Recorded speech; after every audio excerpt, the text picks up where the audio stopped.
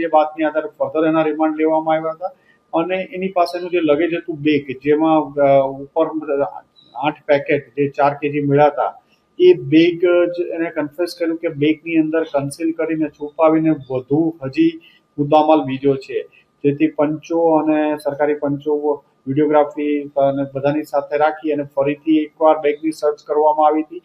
બેગની ઉપર એક ફરીથી બીજું બેગનું કવર લગાડી દેવામાં આવ્યું હતું બેગની ઉપર, એમાં ટાયર ને ઉપર આખી બેગ કેવિટી બનાવી અને છુપાવવામાં આવ્યું હતું.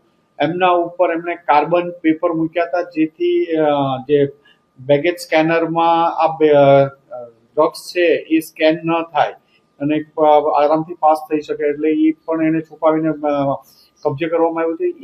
એ બંને બેગ તોડીને સર્ચ કરતા એમાંથી 4 પેકેટ મળી આવ્યા હતા, જે 4 કિલો 800 ગ્રામ એટલે અંદાજે 5 કિલો જેટલું અને જેની કિંમત 1,70,00,000 જેટલાનો મુદ્દામાલ વધુ સુરત ક્રાઇમ બ્રાન્ચ દ્વારા ધરપકડ કરવામાં આવ્યું છે.